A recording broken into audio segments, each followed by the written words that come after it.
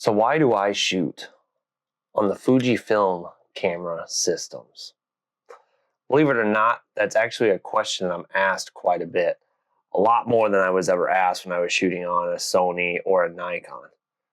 But on this video, I'm going to get into why it is that I shoot on the Fujifilm system cameras for my wedding and portrait photography. So first I'll start with how I even came across Fujifilm. Now, I'd always heard of them, but it was nothing that I really ever paid attention to. At the time, I was shooting on Sony's and I was scrolling around on Facebook Marketplace like I shouldn't be doing when I should be working. I came across a used Fuji X-T3 with 2 manual focus lenses for a really good deal.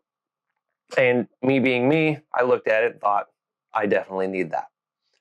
It quickly became the camera I always grabbed. Not for work stuff, but for any time that I wanted to go take photos for my own enjoyment. It turned into a camera that was kind of always by my side. And I absolutely fell in love with the way that the images looked, even right out of camera. So as I started playing around with those images from the X-T3, I started questioning if this type of camera, in particular the Fuji X Series cameras, was something that I could start using in my wedding photography and my portrait style photography. The first thing I thought was, this is a crop sensor camera. There's no way I could be using this in a professional capacity. Now, I know the difference between a full frame and a crop sensor, but it still lingered in my mind if I should even be using a crop sensor camera for professional work. I, of course, did more and more research and found that there are quite a few wedding photographers who are using the Fuji X Series cameras, and they're producing some amazing images. So that very quickly shut down any disbeliefs in using a crop sensor camera for wedding photography. So, like any well-disciplined photographer, I dumped way too much money into switching systems. Now let's get into why it is that I love the Fuji cameras so much. Now, what turned me on to the Fuji cameras was the look itself. It's just that old school SLR look. Having all of the physical dials on it was just something that you really don't see in digital cameras anymore. And if you've seen my videos before, you know that I love film cameras and I shoot film at weddings as well. So it really appealed to me to have a digital camera that somewhat resembled my film cameras. The ergonomics on these cameras, I know a lot of people are not a big fan of them, but myself, I just found them to fit right and feel right in my hand.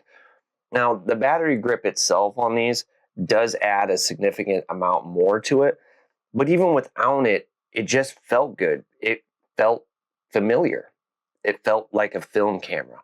The way you wrap your hand around it and your finger sits up on the top and not so much on an angle like on my Sonys and my Nikons. I also love having the dials available on the top.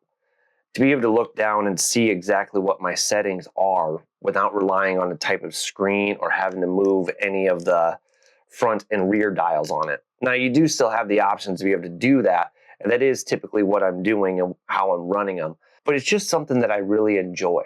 Another part that I really love with the Fuji cameras, particularly the X-T2 and the X-T3, is that the screens are not the flip-out screens.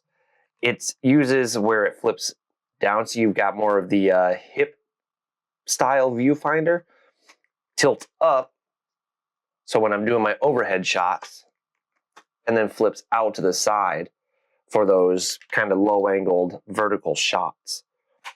I never liked the ones that flip out to the side because they tend to get me off center. It's just difficult to have the screen sitting over here while I'm trying to do an overhead shot and getting the camera lined up correctly. So this has always been my preferred screen, but I had never seen one before that also had the option of flipping off to the side like this for those vertical shots. My Sonys and Nikons both do the flip this way, but don't flip out this way. So that is something that was really appealing to me, and I absolutely love. I've used it all the time, and it's just a great way that they designed these cameras. And I know on the X-T4, they changed it up to flip out on the side, and I think on the X-T5, if I remember correctly, you do still have all of these options, and it flips out on the side, but they don't allow a battery grip on the X-T5. So that was a huge issue with me with upgrading to the X-T5s. I know a lot of us are kind of hopeful that if they release the X-T6 here this fall, that they do return the option to have a battery grip. When shooting all day at a wedding, a vertical battery grip is something very important to me. Hanging my arm like this starts wearing down that muscle quite a bit. So it's nice to be able to change up my hand to hold it this way while I'm doing those vertical shots. Another reason I love these cameras, and all the time that I was shooting with Nikon and Sony's, the only time anybody ever asked me about my camera was when it was another photographer, you know, usually asking me what model I'm running or, you know, what lenses I'm using. These cameras, I've had guests at weddings ask me about them, asking if they're film cameras, and it always strikes up a conversation, and I always enjoy a good conversation. So that's been very welcome for people asking questions. And then even photographers themselves are always curious about them. I know a lot of photographers, at least in my area, are not familiar with the Fujis. So when they see them, they're always very, very curious and always intrigued by them. And then when people usually see my images and they know that it came from a Fuji, it intrigues them even more. I've had a few different photographer friends now that have picked up Fuji cameras, at least for their own personal shooting, for different types of street photography and stuff like that. Another reason I absolutely love the Fuji cameras, the Fuji lenses themselves.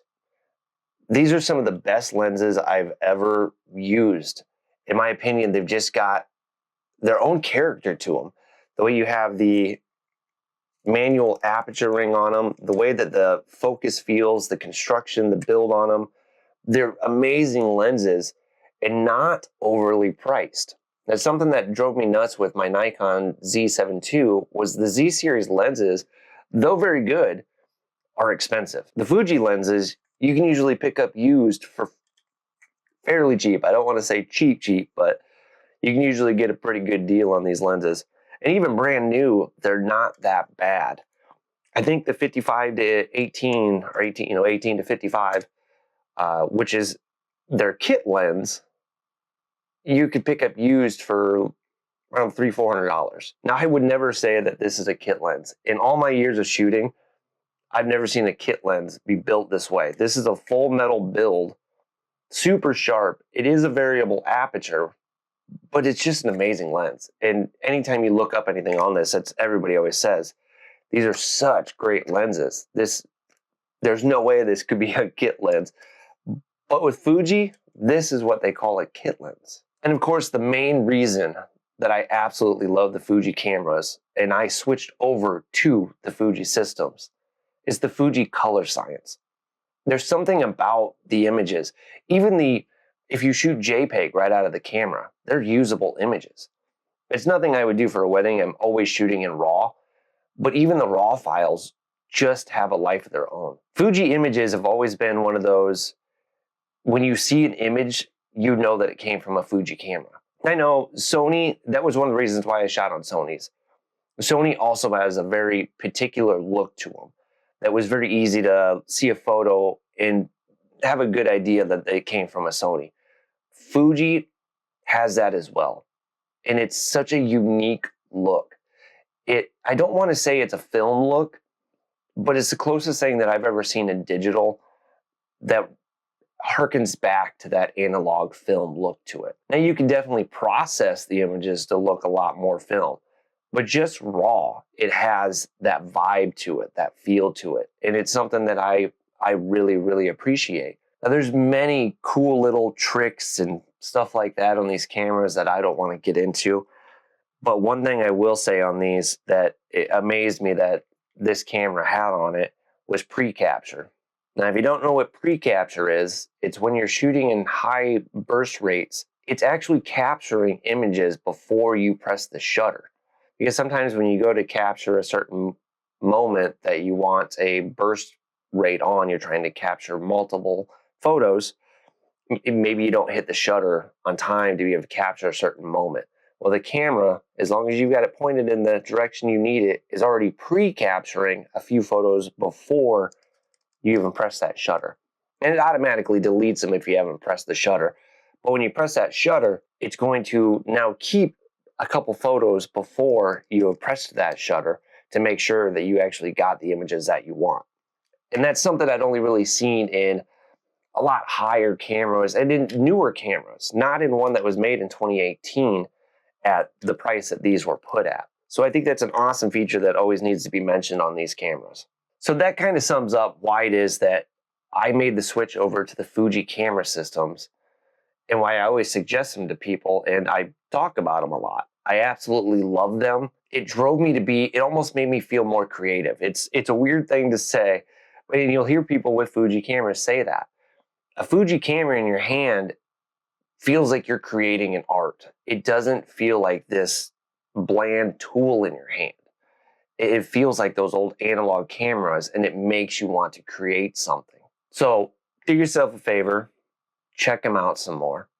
If you have any questions on them at all, please comment below and I will answer any questions that I get. So like and subscribe, follow along.